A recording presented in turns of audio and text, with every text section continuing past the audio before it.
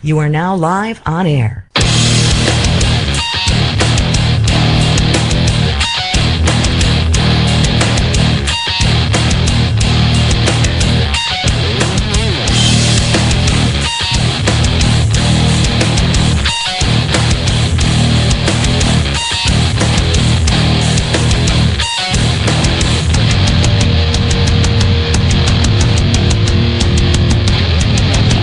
Hello folks, we are live once again.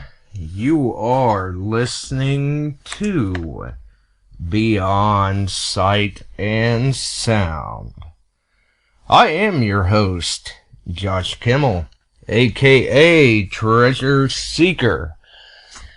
And we hope that everyone had a very happy and safe holiday last weekend, and that the holiday shopping wasn't too traumatic for anyone. It was certainly rough out there for some places from what I saw. But that's alright. Hopefully everyone made it through okay. Had a safe trip if you were traveling for the holidays as well.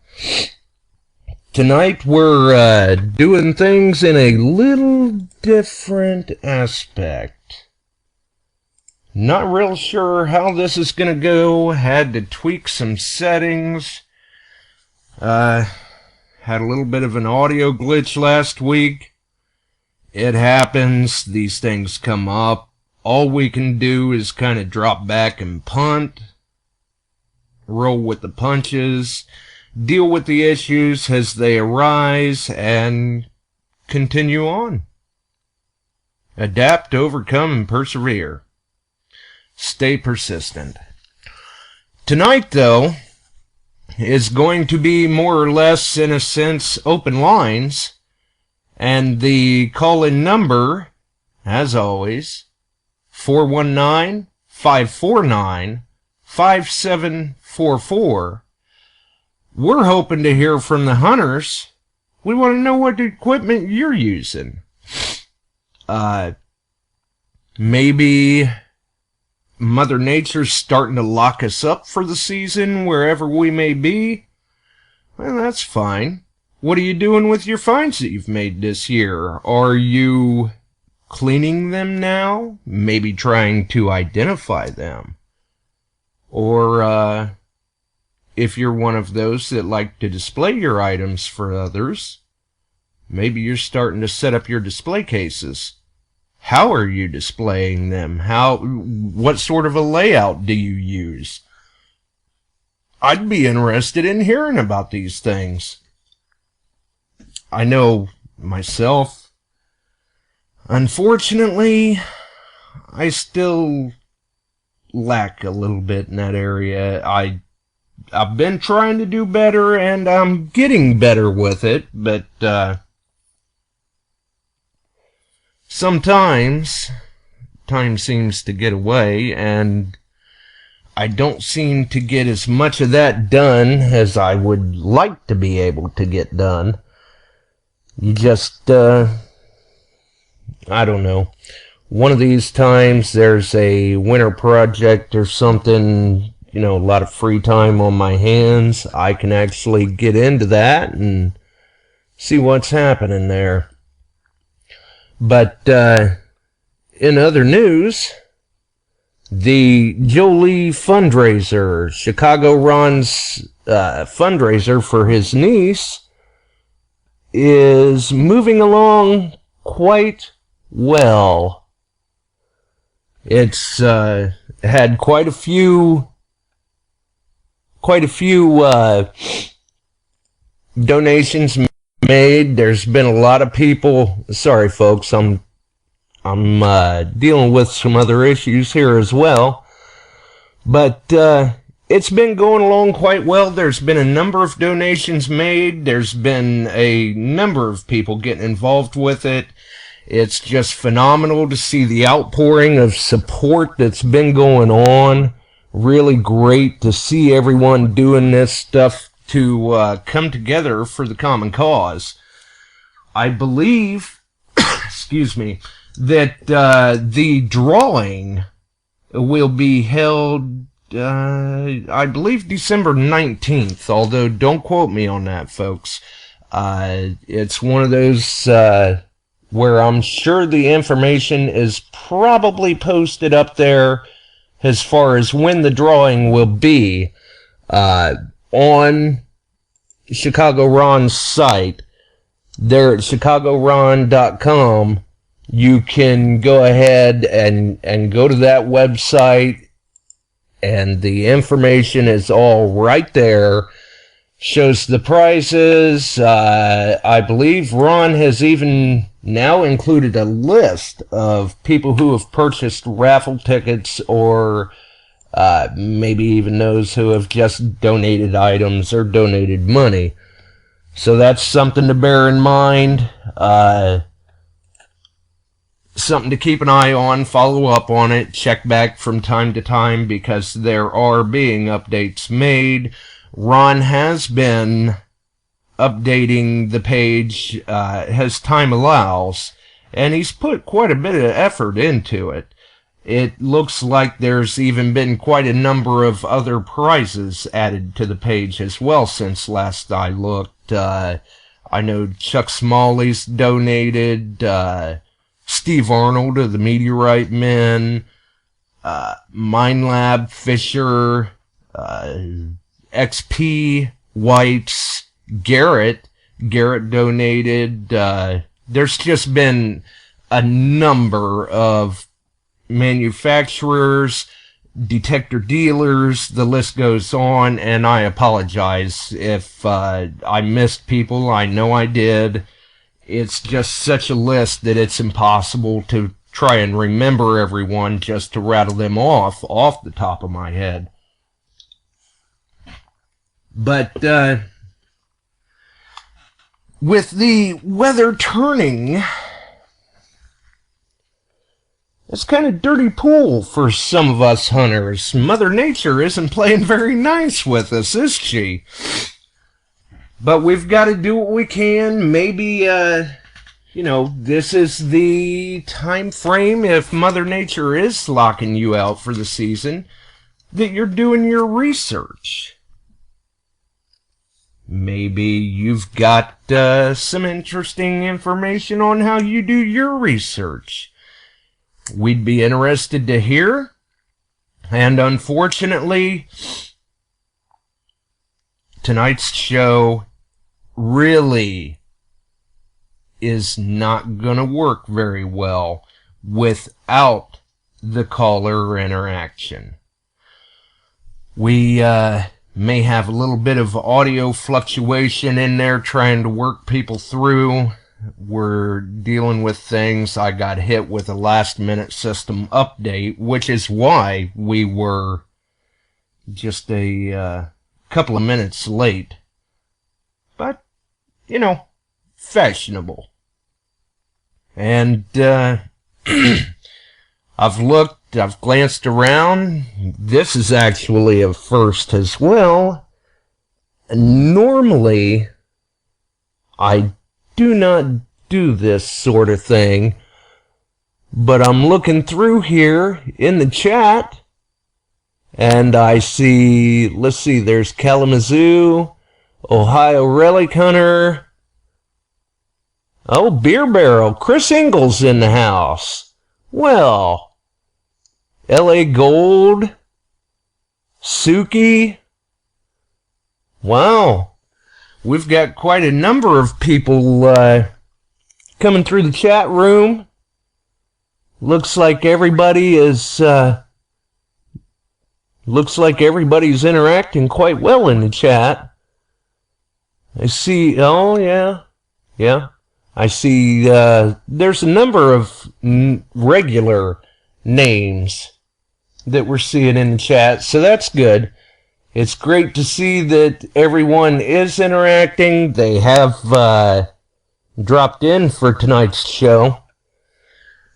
Because I wasn't real sure if I was going to be able to get out after the audio glitch that we had last week.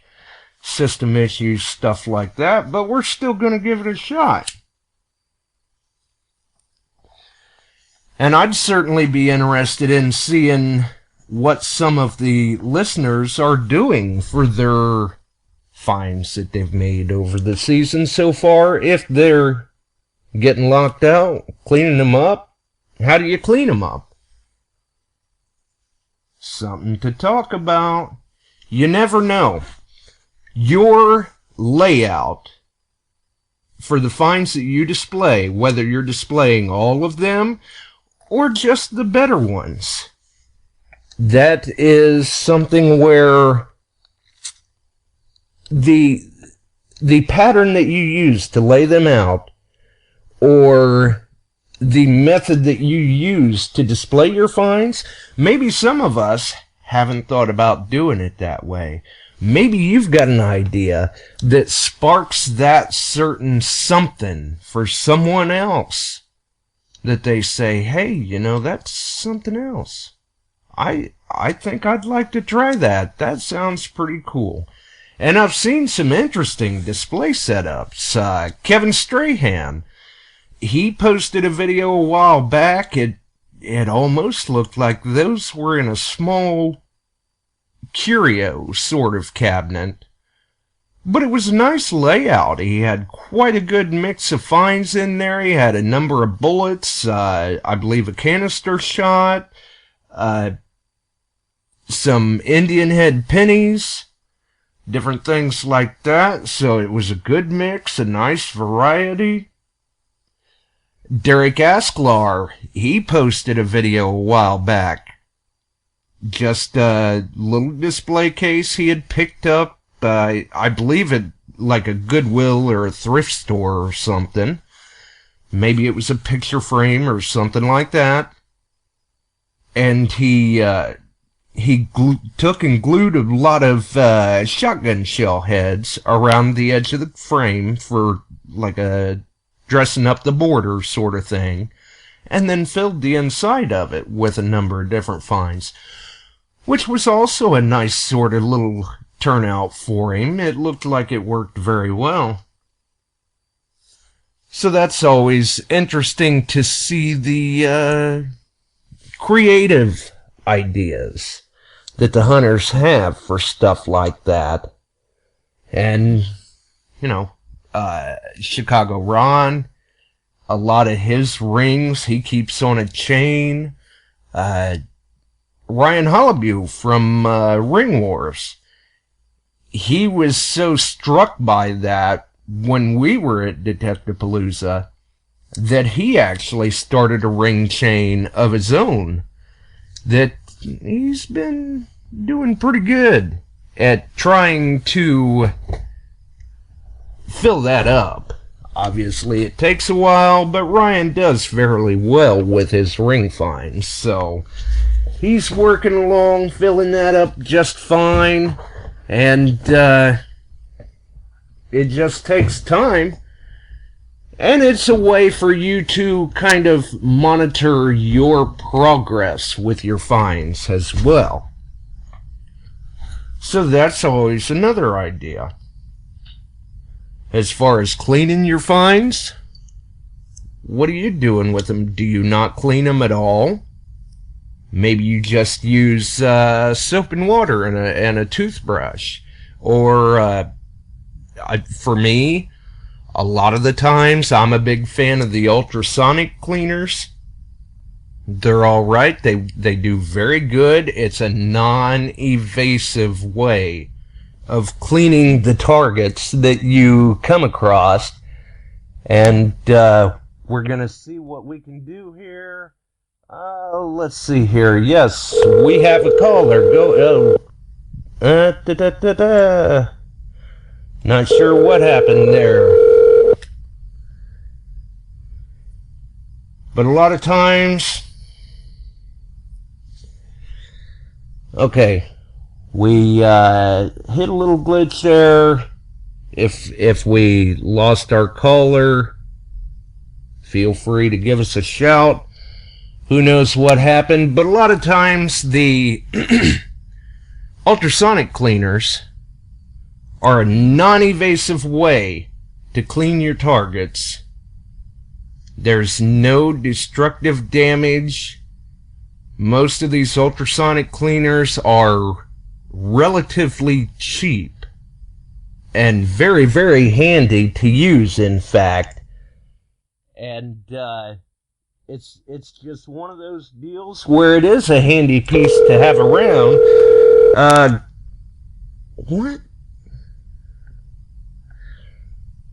Okay.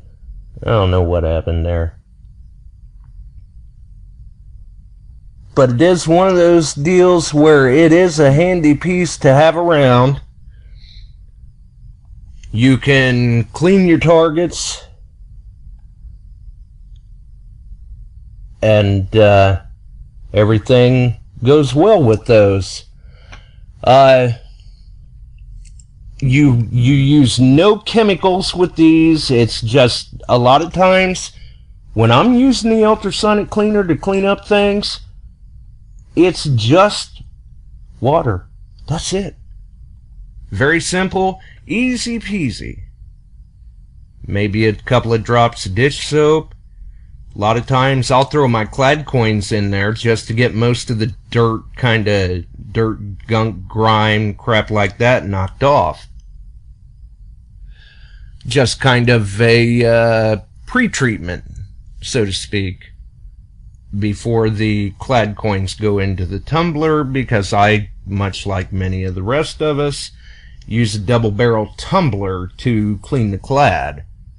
The other relics, the silver coins, not a whole lot to do with silver. Normally, it comes out of the ground just as nice as the day it was lost. Sometimes you get into those spots where it is pretty tarnished up, maybe some corrosion or some staining. It was in the ground next to a rusty nail, rusted piece of iron or something like that. But still doesn't necessarily do a lot of damage to the coin itself, and in some cases even adds some character to it. Some people are very interested in the way the coins look. Sometimes that little bit of extra character can actually wind up adding a bit of eye appeal to it. Gives you a little something different to look at, kind of mixes it up a bit. Sometimes the Indians, you try to clean them up. You certainly don't want to do anything evasive to them that could ultimately be potentially destructive. I'm sure that many of us have wound up trying different techniques, and sometimes they don't work so hot. I'm sure that there's even been a few of us that have completely obliterated a large copper or an Indian that we've been trying to clean up. Sometimes they're so far gone anyway that anything we do to it is not going to amount to any sort of a good outcome for us or the coin in question. A lot of times they look in decent enough shape with the coppers, the Indians, stuff like that.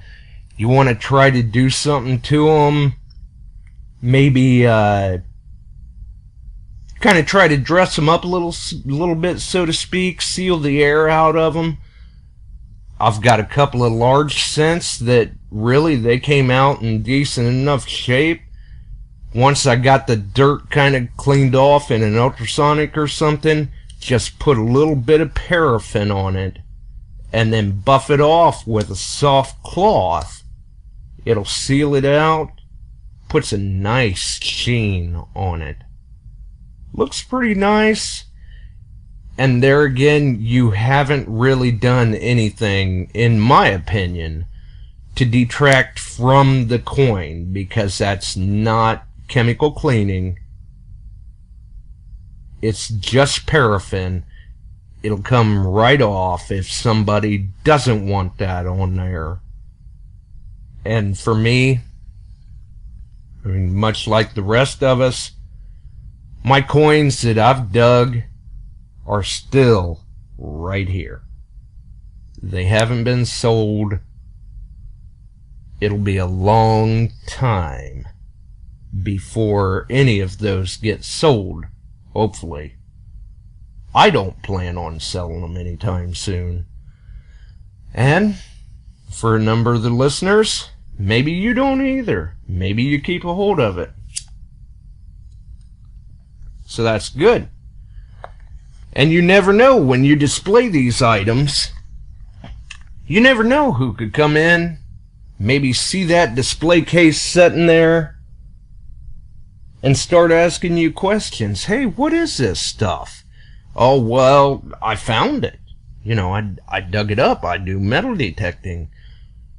Well, you don't necessarily know, but that may have just planted the seed for a person to get into the hobby and begin to enjoy the metal detecting. And once you've done something like that, if they get into it and they're enjoying the hobby, I mean really enjoying the hobby, when they get bit by that bug, you have just handed them a veritable lifetime of experience and memories, just from showing those finds that you recovered and you were passionate about. It's something to think about. A lot of times we don't realize the impact that we can have on others just from the enjoyment that we get from the hobby. Talking about the hobby with each other, and even with people that aren't in the hobby. Sometimes that enthusiasm that we share, like with Chris Engel, very, very enthusiastic about the hobby, much like many of the rest of us. And he's just so excited to talk about the hobby. It's really great to see. And then you've got those that are also very passionate about it, like Kenny Moore, Dirt Bandit 33. Very, very passionate about the hobby. I had a conversation with him the other day that he happened to relay an experience of being out somewhere camping out. And really, when that came through, when he related that experience, he really hit the nail right on the head. When you can be out there in that area that has such a history and a past to it, and you just focus on the surroundings, and you can almost hear the past speak. And that is a very humbling experience, and I'm sure just a thrill to be able to experience. We've got a caller here. Go ahead, caller. Hello, Josh. It's Chris. Well, Chris, how's it going? Good, good. I was on the chat, and boy, we got a lot of people on chat. That's great. I like that. That's awesome. And oh, it is. It is. Some people just, some people, I guess I could say, are like a behind the backgrounds interactive sense, where They don't necessarily want to call in, they don't want to hear their voice, or think they may sound silly, but they're all right speaking in the chat, which is great because it still gets the information out there. Yes, it does. Yes, it does. It does. And I do want to give a quick shout out to Rich at Colonial Detectors. I got my shovel today, and fantastic delivery. Well, that's great to hear. Since you just got this in today, I'm sure you've already got it out of the box. What are your first impressions? What do you think of it? Nice, lightweight, and it's going to be easy to haul around instead of trying to drag that big shovel behind you and get hung on every root and vine that grows.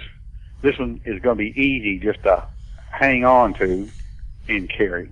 You know, I kind of noticed that last weekend because I was out with that one that I had ordered from him, which is the same one you ordered. Yeah. And I was really kind of surprised because I run the Predator, I believe it's the Model 75 maybe.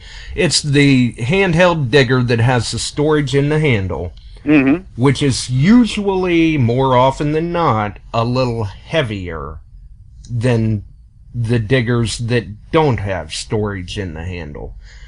With that being said, the 31-inch Samson T-handle is approximately a little more than twice the weight. Obviously, it's a bigger chunk of metal. And I noticed last weekend when I was running around with it, it felt like it was feather light. It was like I wasn't even holding anything. Yes, yes. I mean, it is. Well, actually, I like it because it's a lightweight. Well, I bought it for one thing too is in some of these parks, of course, they don't want you getting out there with a real big shovel, but this little small shovel will cut a perfect little plug where you can actually get out there and dig. There's a couple of parks around here in Houston that were donated by families that had old home sites on them, so it's ideal for that, and that's one reason why I bought it too. And with that blade, you can still cut a good deep plug right off the bat, and still have plenty of room with the way that handle configuration is, that if you need to go deeper, you can get your drop cloth out and just take a scoop right out of the bottom of the hole and get to that target. Yeah, that is so true. That is so true. Well, anyway, I just want to tell everybody hello and tell you hello, Josh, and I'm going to get off here and let somebody else get their call in.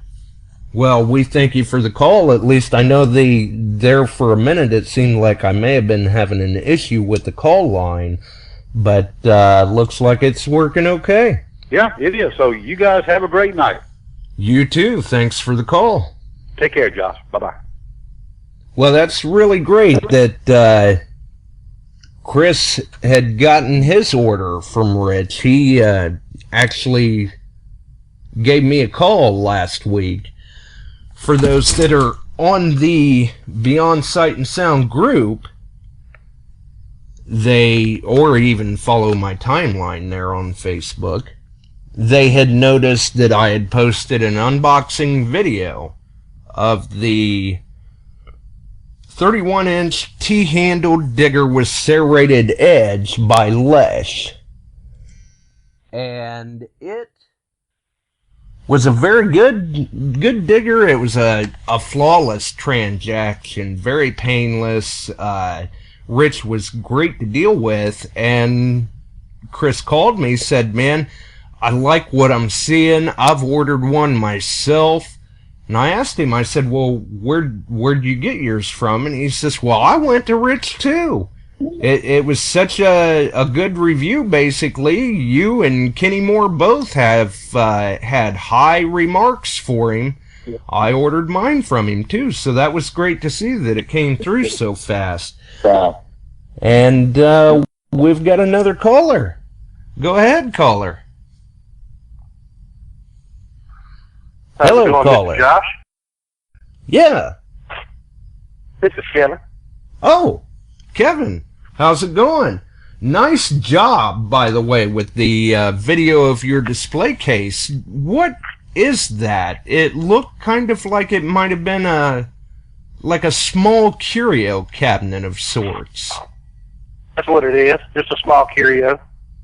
That's nice. I mean, it looked like it had glass panels, glass shelves. You could basically see the finds from any angle. And then you can even pop the door open real quick and pull one out so you can actually hold it in your hand or hand it to someone else and say, here, check this out. So they're protected, they're displayed for viewing, but you also have easy access to them to show them to other people if they want to get a closer look at it. Yeah, I had my relatives for Thanksgiving, and I was like, they want to look at everything, and they were like, who's the man that you got a picture of? I said, that's just not going to run. They said, well, if all those are your finds that you found metal detecting, they said, you find him? I said, no. I said, he's just a world-class metal detectorist, and he's a great guy, and I explained everything, going on with his niece, and I just said he's a good guy, and I wanted an autographed picture. Right. And for many hunters in the hobby, he is an inspiration or a role model, even to some. That is definitely true. Makes for some big boots to fill sometimes. Yeah, when I talked to him for the very first time, of course, it was when Big Wars was on, and a lot of people were saying, "Oh, the show's fake." Right. I've heard and then whenever. Go ahead. Go ahead. I've heard a number of people say that too, but really, I gotta say, I've had a fair amount of interaction with Ron myself, and, he just, he's a straight shooter. He's gonna do everything that he can to make sure that he's not getting mixed up in something that's not legit. So, I don't see where those finds could have been planted or anything like that. Yeah, I mean, you could talk to him and just tell from his personality, what type of person he is. Is Chris still on there? No, he may be off in the chat room yet. I don't know. I was in the chat room for a few minutes at the beginning of the show, which I normally do not do. It's just a lot for me to try to keep track of. But, I did see that he was in there, Kalamazoo was in there, Greg Swanson was in there, let's see, who else? Oh, well, here you go, Kevin. Chris is back. Hello, Chris. Hey, bro, what's going on? Kevin was just asking about you. Yeah, no, that's why I called in. Is he on the phone? Yes, he is. Yes, sir. Hey, Kevin.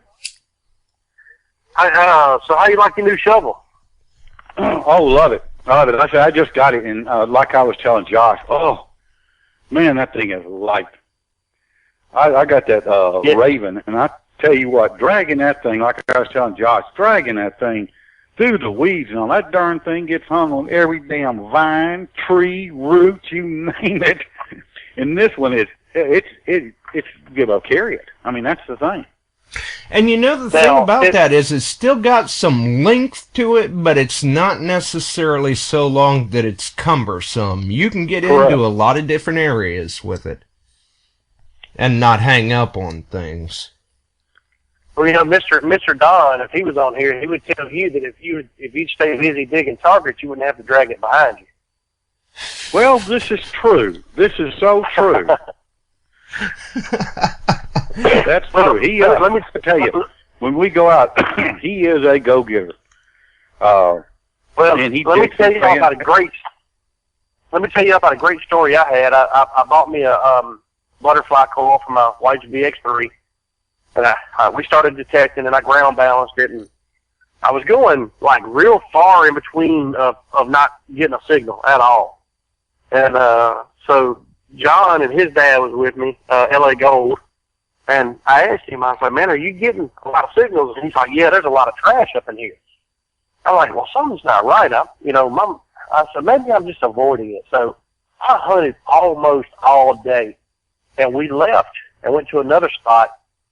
And I was like, man, there's something wrong with my machine. I said, it's just not acting right. So he threw a bullet on the ground that he found. He goes, see what it does. I moved my machine over the bullet, and it didn't even gnaw. Uh-oh. Yeah. So I started playing around with the machine, and I got it to where it would run in one frequency. So I was like, all right, I'll just run it in one frequency. So I'm going along, and I said, well, there's a shotgun shell. Let me check it real quick. And I go over it, and my detector does not go off at all. Wow. So the coil messed up on me about 90% of the day, and then the end of the day, it just totally quit. So, of course, I didn't find anything. So I hunted all day, and I had a bad coil the whole time, and didn't realize it because it ground balanced at first. And I was getting signals at first, and they just went away. Huh. Oh, man. No, that's. Were you able to get the coil issue taken care of then? Well, that's what I was going to bring up. I called Blake at Calico, who I ordered it from. He's the one that recommended the coil. Now, he had never used the coil, excuse me, but he had a lot of people calling him about it, wanting to order it from him because they heard it was such a good coil. So it was the D-Tech Ultimate 13. Oh, yeah, that is a good coil. I use it as that's basically the coil that stays on my E-Track. Yeah. And I called him up, and he goes, man, he said, I'm going to take care of you. He said, you don't worry about it. I'm going to, excuse me, I'm fighting the cold. He said, I'm going to email you a shipping label. We're going to take care of shipping. And he asked me when I was going to hunt again. I told him when. He said, I'll make sure you will have a coil before you go out to your next hunt. Wow. And, yeah, I knew their customer service, or at least his customer service was good because I've dealt with Blake, and he's always been pretty good to me. But, to pay for shipping and then tell me that he's going to make sure he gets this one back to me no matter what, that was pretty nice because I do have a hunt coming up that I'd love to have it. That's awesome. That is awesome. Yeah, and, it's no big secret that some people aren't very fond of Calico, and they have a bit of a bad reputation with some people. But really, you got to stop and figure they are one of the largest, actually the largest, I believe, metal detecting distributor in the U.S. You can't keep everybody all the time happy. So, there are going to be little issues, but for the most part, everybody that I've talked to, if they at least take the time, rather than just jumping on the internet and blasting Calico, it's a junk trash company, whatever, if they've actually taken the time and tried to contact Calico and say, hey, I had this order, I've got an issue with it, what are my options? Can you do something for me? I've not heard of one person say that they've called them with their issue like that and Calico told them to go take a leap. Usually, they do what they can to make things right. Which is nice, because that's what keeps customers coming back to people. It's not necessarily the products they sell, but the customer service they provide. Yeah, because you can get those I mean, look at y'all. Y'all both got shovels from Colonial. You could have went anywhere and got a shovel. Anywhere. Yeah, right? Absolutely. But y'all chose to go to them, and I'm sure it's because of Kenny Moore, because he orders everything through them and talks so highly of them. And that's where you get your business, is word of mouth. Exactly. And unfortunately, it takes a lot of hard work to build up a good reputation and only a little bit of nothing to break it all down. But yeah, I mean, Kenny speaks very highly of Rich and Colonial metal detectors, and I figured I'd give him a shot. I had a very pleasurable transaction. Chris Engel figured he'd give him a shot. He had a very nice transaction, and the way it sounds, he's very satisfied with his products, too. Yeah, I am. I tell you, he was, I mean, I went there, got on the internet, put my order in, and the same day, it was already in the mail to me. Oh, yeah. But next day, really, it's, you know. Hey, well, and Kevin, I'll tell you, this is how quick Rich can be. I called him on a Monday afternoon, talked to him for about 20 minutes about what I was looking for and everything, gave him my information over the phone. He sent me an email invoice out right away. And before I had hung up the phone, saw the email was there, and before I even went to check, my phone was ringing again. I answered it. It was from Rich. He says, "Hey, I just wanted to let you know, I know you ordered a T-handle. That first invoice I sent says it was a ball handle." He says, "I know that's not what you ordered. I'm sending another email invoice out. I canceled that order and I redid it. You're getting the T-handle that you ordered. I just didn't want you to worry." And just that quick, he was on top of it. Mm-hmm. And that's really great to see. I mean, I hadn't been concerned because I hadn't even seen the email invoice yet. I hadn't opened it. It was in my inbox, but I hadn't opened it yet. And before I even got the chance to, he was already calling me to rectify what he thought could be a potential issue. Hey, Kevin, I wanted to, real quick, I want to thank you for sharing with us, too, that your display cabinet. That is awesome, man. That is just super.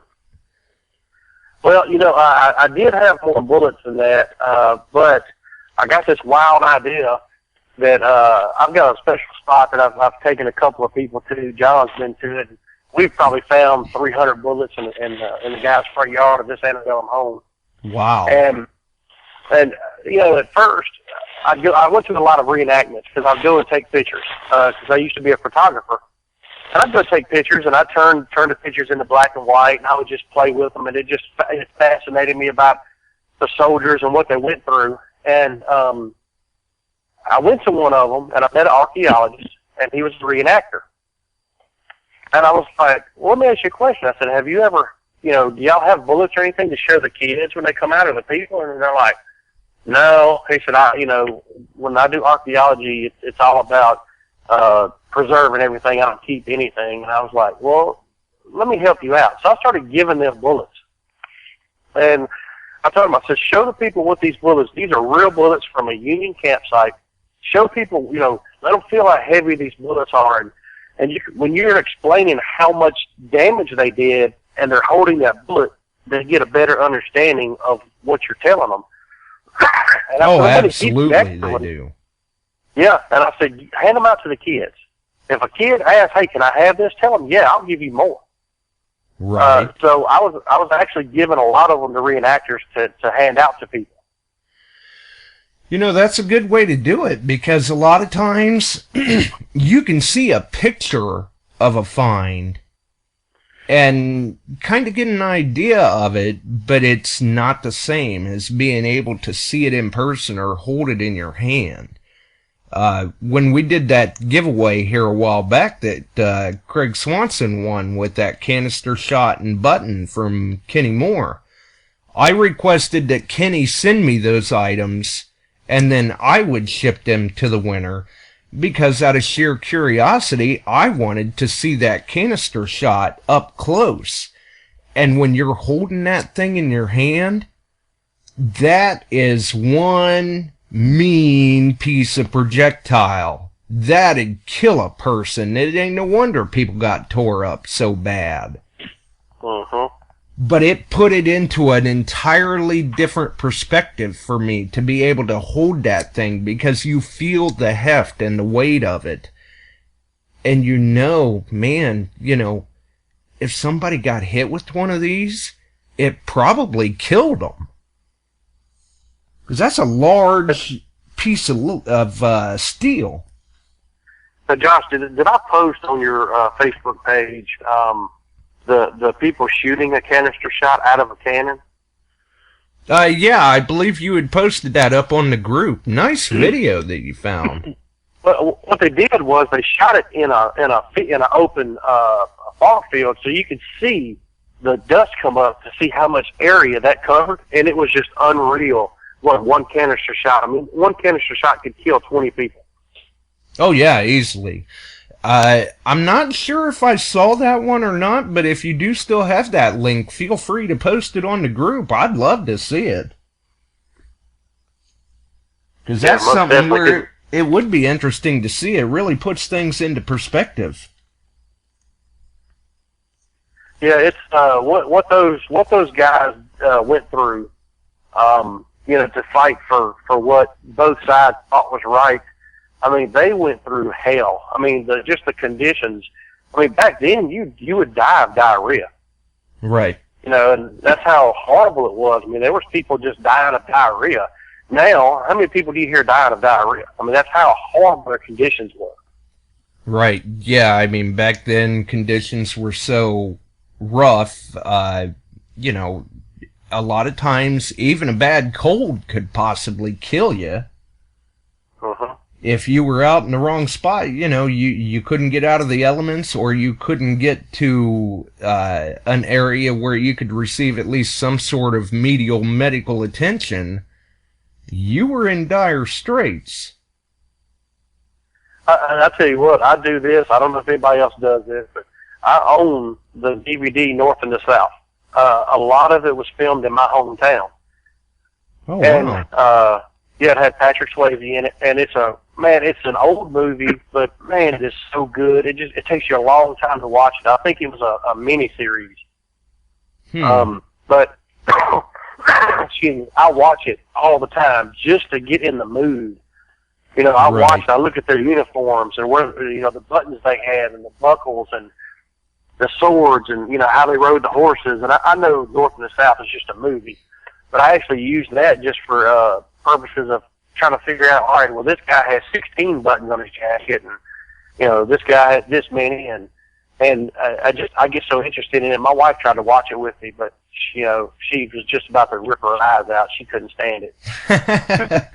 You know, another good one, too, would be, there was one out called Gettysburg, and one, I believe, was called Gods and Generals, or something like that. Those were both very good depictions of the Civil War as well, I thought. Mr. Chris, what's your favorite? Probably Gettysburg. I like that one. That was a good one. But you were talking a minute ago how rough it was in the Civil War. Well, all of us had been out in the woods metal detecting with just not a whole lot of equipment. Can you imagine going through that brush and stuff with a pack and a rifle and everything else? I mean, you talking about rough. I don't know. I when I go through that stuff like that, and it kind of gets aggravating sometimes going through that brush, but I think, what about the guys who had to do this with full equipment, all that, and still getting shot at the same time? So yeah, in wore out shoes or none at all. It really puts things into a different perspective, and kind of makes us thankful for the things that we do have today. Yeah. Yeah, that was a whole other time. Take 30 bullets and hold them in your hand, and imagine those bullets clipped onto your belt walking through the woods. Right. Yeah, and they had a lot more than 30 bullets too, but just 30 bullets weigh so much. And then a lot of them had swords, and then they had their backpack, they had their food with them, money, canteens, everything. Canteen, a lot of prized possessions they would carry with them. So I mean, And then those uniforms they had to wear. I mean, I just walking through fields that are just chest deep. Yeah. It's just walking through swamps and everything. It's just, I had one guy I was going to try to metal detect his property. He's like, man, he said, during the Civil War, this wasn't nothing but swamps. He said, there wasn't no soldiers up in here. I said, you'll be surprised. You never know. And we're joined with Denny Morrison as well, I do believe now. Hi, Josh, and hi, all you guys. Hey, what's going on, Denny? When you're talking about what they had to carry, they carried 40 rounds with them, and if they were going into battle, they carried even more than that. But wow. We have found, of course, I metal detect Civil War camps in Virginia, the winter camps, not the battle sites. Although we have hunted, one of the sites does have 300 acres from the battlefield, yet owned by a private owner. But what amazes me, and if anybody's been to Virginia or any in Maryland or West Virginia or wherever, you can go into a woods someplace and find where they had their trenches at. And I am amazed how these guys ever dug those trenches. I mean, they're miles and miles and miles long. You just can't imagine how long these things are. And if you go through Spotsylvania, that's like that. I mean, you go into the woods there and where Jackson was actually shot by his own men, and the trenches, you're just everywhere. And I can't imagine. I try to dig in that stuff, and you know how the roots are, and you can't get through it. I don't know how they did it. Yeah, it's rough, and then to look at everything they did, it's just flabbergasting. It's like, man, this was such a physical effort that was put into this. Right. But go ahead. And those muskets, I mean, if anybody's ever held a Civil War musket, those things are not light at all. And try to hold one up and try to sight it. 58 calibers aren't bad, but I tell you what, you pick up one of those 69 calibers, you're going to be a pretty good farmer who shoveled a lot of corn in his day.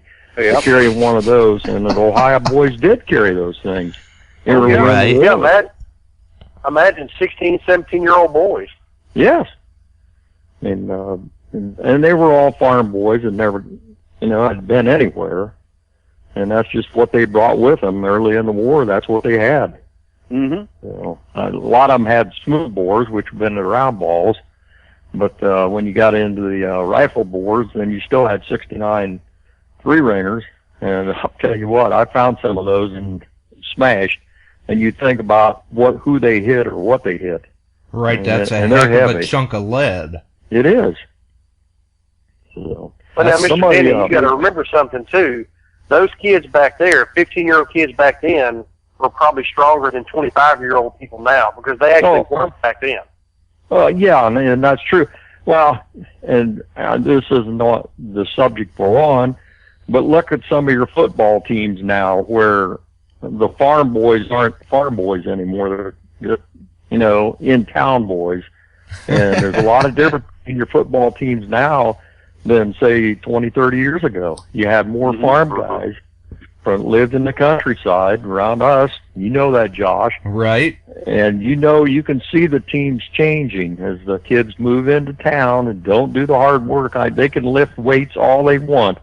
You let them go out and shovel a full wagon load of corn someday.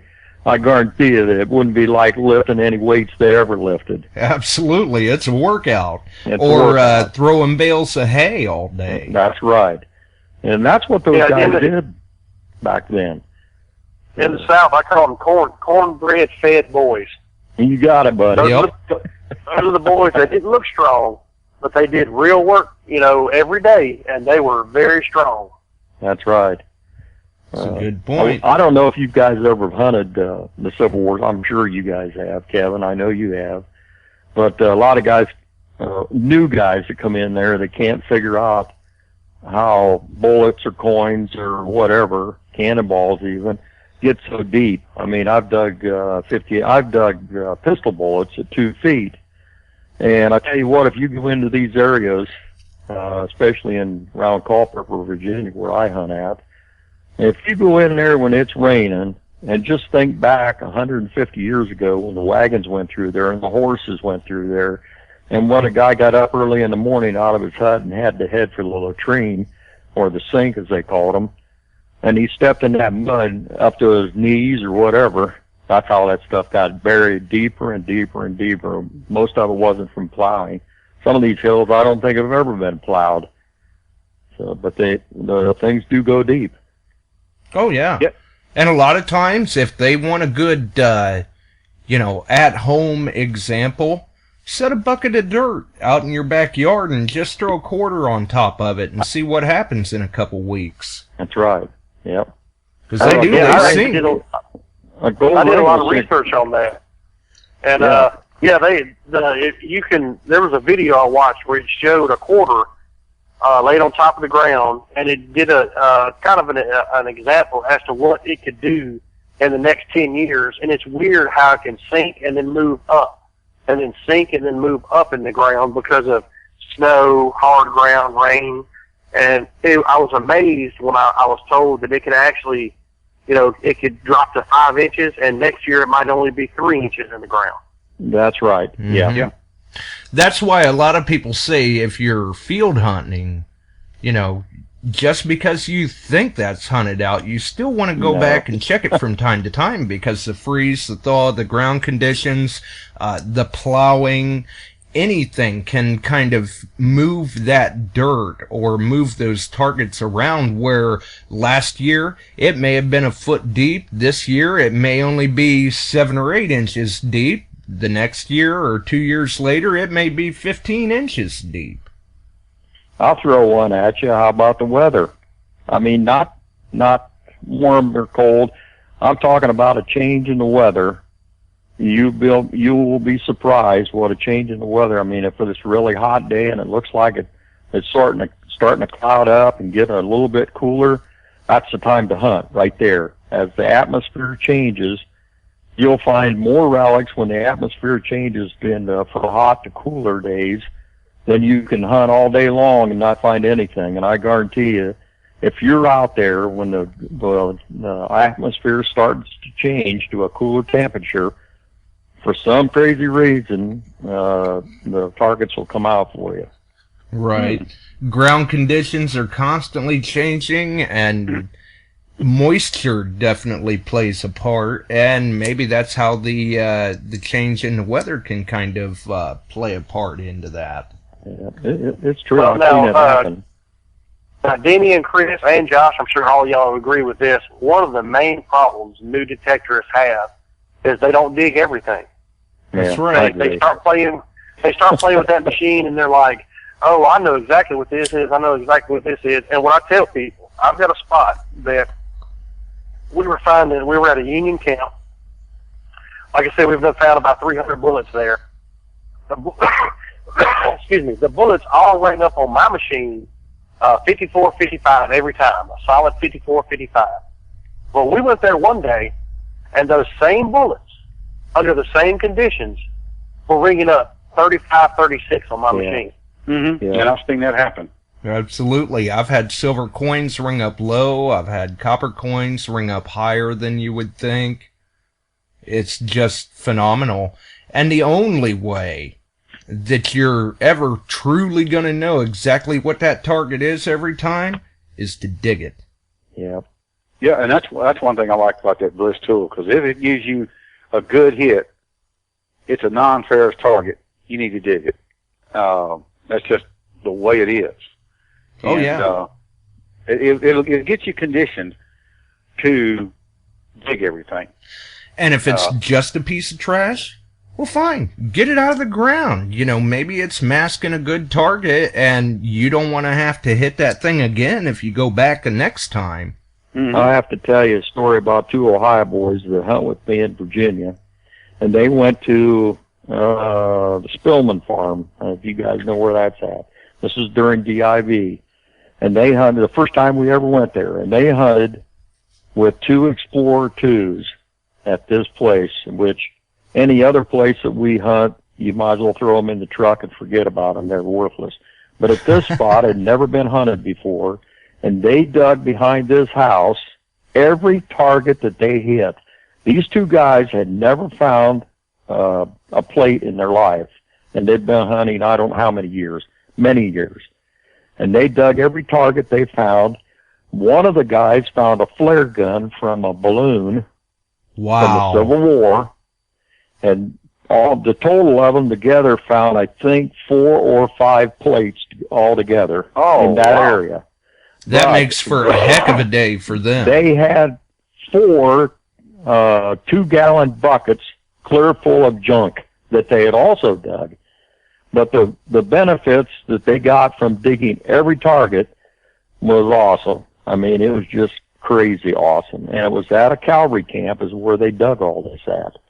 And in the same area, there were bit bosses everywhere, but the trash was so heavy that most guys just kept walking over the trash and said, well, there's nothing there.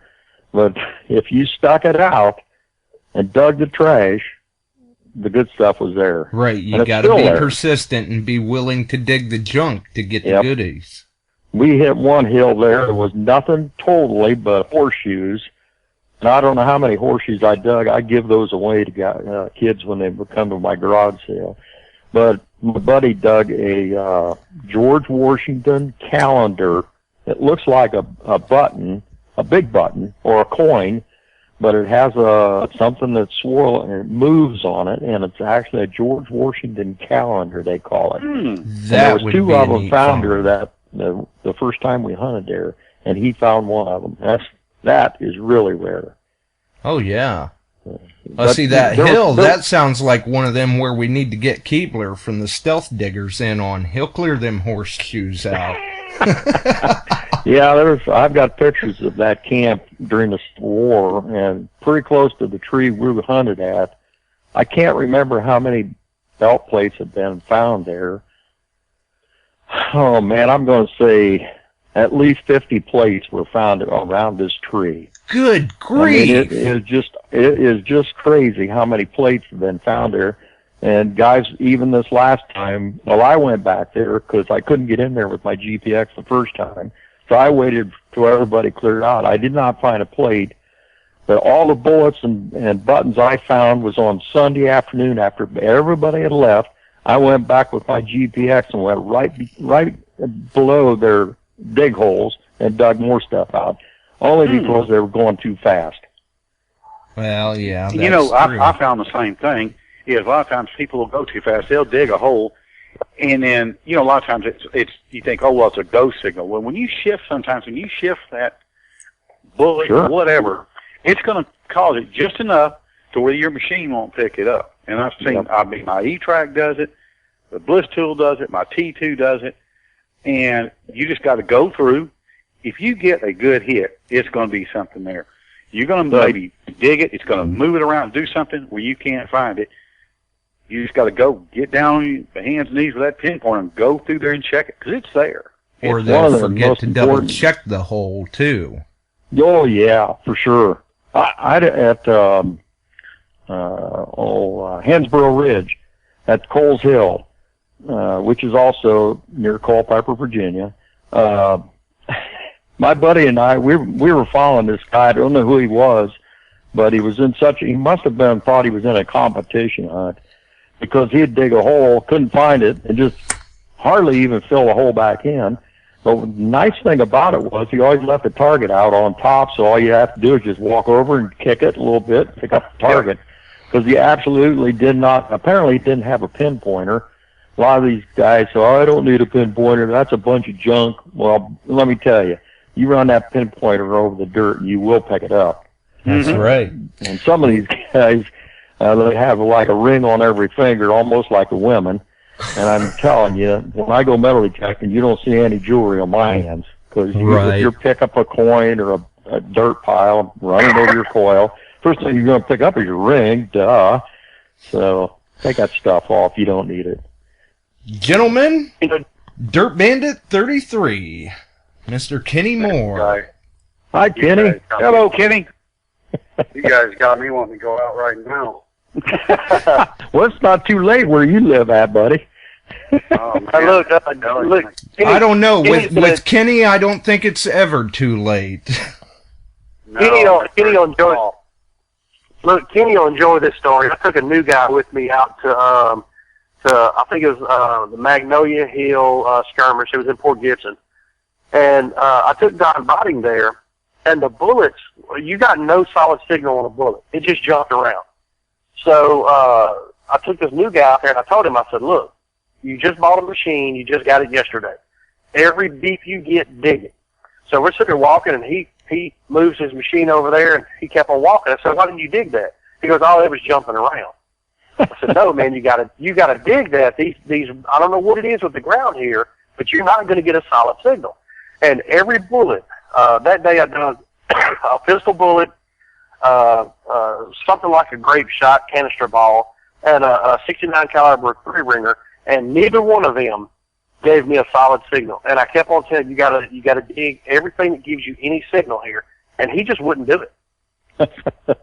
Yeah, I've had those guys. It's crazy. I don't think you got really hot soil there, do you? No. Yeah. It's something about the ground there. You will not get a solid signal. I mean, I don't care if it's 2 inches under the ground. You're not going to get a solid signal for some reason. Kenny, have you found any of the poker chips up your way, down there where you've been hunting? The really flattened out bullets? Oh, that they used for like the game pieces and stuff? Yeah, they use them for poker chips. Yeah. First time I went down there, close to where he was hunting, I found them laying everywhere. And Confederates had flattened out a bullet and made poker chips out of them. That's cool. a good question. got, Have you ran across those, Kenny? Yeah, I found 2 of those this year, and on the one of them, it's spread out pretty good, and they marked it with an X. So it's fascinating with me because they just took the knife and they crossed it an X. Therefore, he's saying, well, this is my chip. I can tell my chip from yours. Yeah. Right. They're sitting around there and they're anteing up. And it's just fascinating because not only is that part fascinating, most likely where you found it is actually where they were playing the game. Yeah, I know. And then, Actually, I think, Kenny, where we hunted at, the old timers had been in there years ago, and they had dug out where the camp. You could see the depressions in the ground. And somebody said they took trees out there. Well, if they did, they took all of it out. Right, the entire root structure and everything. Yeah, they didn't. That's where they camped at in the early days, and some of these things they just left behind. Right. I know I hunted a hut in one of the farms there in Virginia, and I got down to the bottom of the hut, which was almost 3 feet down on the ground. And when I finished, it was 4 feet down when I hit the bottom. When I got down close to the bottom, I yelled back to the guy. I said, "Hey, did they have orange ration cans during the Civil War?" And he said, "No." And I said, "Well, there's one at the bottom of this hut." But out of that hut, we took 60 bullets out of that hut, a pickle bottle, cross cannons, actually a pickle bottle, a medicine bottle, and cross cannons, and I don't know, all kinds of stuff out of there. Wow. But these guys all they were looking for when they first, I read this book on it, I don't have the name of it right now. When they first went through there, all they were looking for were the big bottles and plates, and they didn't worry about any bullets or anything else. They were not looking for that. So all they dug was plates and big bottles.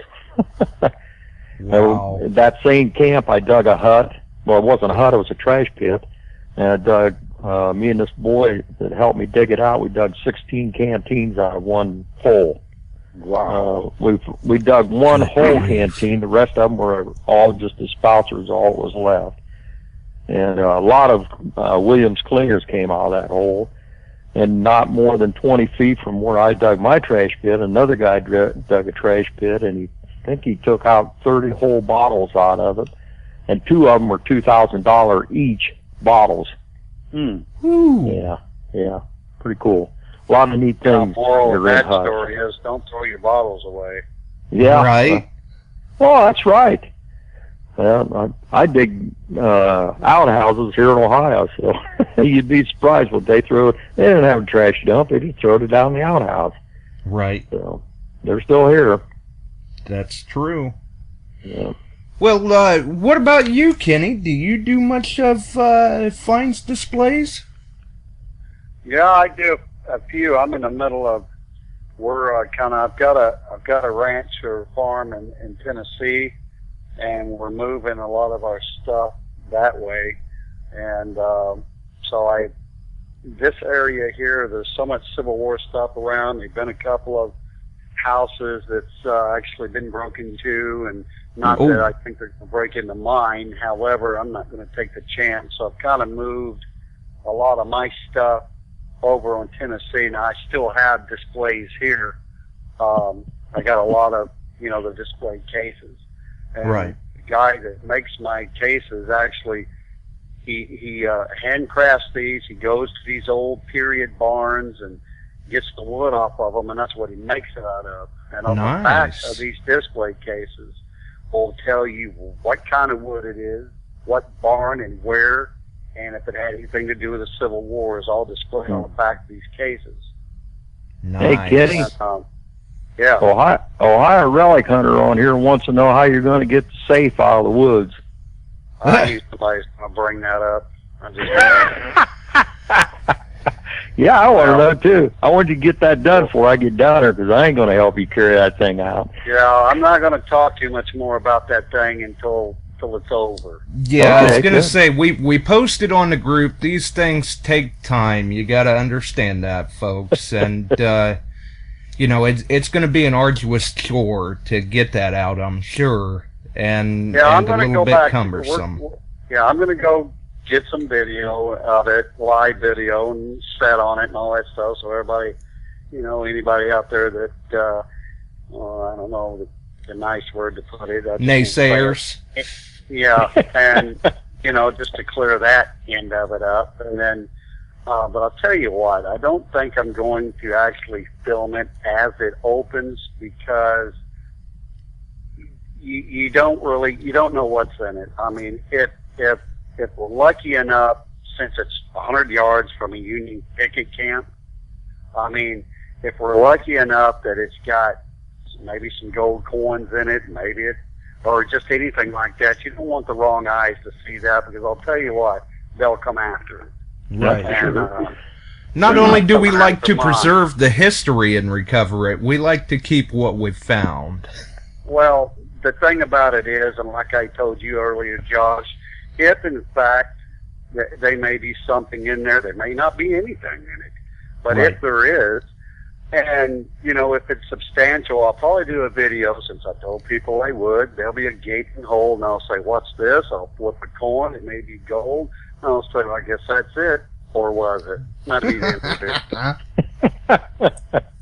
Always keep them guessing. You know what, Kenny? I found a bank bag in a creek one time, and I went, wow, and it was zipped up. I went, oh man, there's got to be money. What was in it was rocks. Somebody had thrown a bank bag in the creek with rocks in it. And I went, oh man. Never know. Well, it's like this. It's a great find no matter what, because I already know Yes, right it now is. for a fact. I went back, looked at it, took some photos, took it to the local antique dealer. Of course, he's like, "Where's that at?" Virginia, I guess. But anyway, There you go. he's like, "Well, I'd like to see that," and that is a collector's item. It's supposedly by him. It was made in like 1820 or something like that. I don't know. Wow. That's not proof or nothing. I'm just saying. Right. This guy's been in the business. He's 70-something years old, and he's got just about everything. Yeah, But, so odds are at least relevant that it could give you a general ballpark. Well, here's the thing. This thing is setting in a spot that's with old growth timber. You can't even drive a tractor through it because the trees are too close, pretty much, to get a tractor to it. So it just didn't fall off somebody's truck 20, 30, 40, even 100 years ago. It had to be, around that time period. So it's an interesting find, and I will open it. It is an interesting find, and I think we need to take into account, too, that for the distance that it is away from any road, it wasn't just pitched out as trash recently or something. Well, I had to double take on it and sit there and kind of scratch my head because, you know, I've walked within 50 feet of this thing before, and but you know, it was covered up some. I covered a lot of that stuff off, and I didn't even take any photos off of it. And then later on, you know, went back and some more stuff had fell on it, a few leaves and stuff. But you know, and I, of course, knew I couldn't, but out of curiosity, I tried to grab a corner of it, and I'm like, yeah, whatever. It's at least 500, 600, 700 pounds, if not heavier. Yeah, good. Man. I can tell it's an oak floor safe, so it's interesting. Absolutely it is. And regardless of whether there's really anything in it, it's a neat find. Yeah. Yes. Maybe it'll still be there in February when I get down there, Kenny. Well, I'm sure it's not going anywhere anytime soon. Yeah, but it won't be there in February, no. Chainsaw time. No, I tell you what I've got. Here's the thing. Sooner or later I have to make a decision because I know the safe could probably be worth $3 or $4 grand alone. Now, that's just monetary issue of it. I would really like to have it preserved and displayed. Right. That's what I would prefer to have. I'm not wanting to sell it or nothing like that. Yeah. But, you know, to get into it, if I have to put a torch to it, because I can get a portable acetylene torch, go right over and cut a square into it, and there we have it. I can do that in an hour. But don't really want to do that. We just got to get it pulled up because it's actually laying on the door. Unfortunately, it's laying on the door. So, you know, if we could just get that door open, I will go as far as maybe drilling it. It's got a keyhole or something like that. But we'll just have to wait and see. That's right. Great story, though, Kenny. I wish you the best. Find. Thanks. All right. I'm going to get off here. I'm actually doing some research and fixing to start part 2 of Hardcore Relic Recovery. Awesome. And, I'm finishing up on that, and I'm telling you right now, this one's really going to be a challenge. I mean, right. That's what it's all about. You go where the research takes you, right? That's right. You got to go where the relics are. It's nice listening to you guys, and I'm out of here. Take care, Kenny. Thanks for the call, Kenny. I'm going to get off here too, Josh. Great show. Nice talking to everybody on here. Yeah. Well, good thanks a lot, Denny. All right. Bye now. All right, Mr. Danny. Bye. Well, I guess that pretty much brings us to the end of our rope here. By all means, if you've enjoyed the show, drop us a like, rate the channel, something like that. We always appreciate the support from the listeners. We appreciate the interaction of the callers because for this show to work tonight, we had to have the callers. But this is a nice thing about the open lines aspect is you just never know where it's going to go or even what we're going to cover. Another nice thing. Another thing, Josh, is no matter how bad Chris and I screwed this up, they should still give you a thumbs up because you're the host. Yep. You never know. Maybe they'll give it a thumbs up because you guys called in and they're going, thank God we didn't have to listen to him ramble. No. I think it's... But, you know, speaking of displays, give a quick shout out, hopefully I get the name right, Justin Leavitt, Vermont Diggers. He does a really nice display board, and I know he's got some ready to ship for Christmas gifts, and check out his YouTube channel there, Vermont Diggers. Really nice work. Digger Charlie even did a little video review on one of those boards. They look really sharp. And we're still waiting to see the results of Don Botting's Relic Rack. Those should hopefully be coming available soon.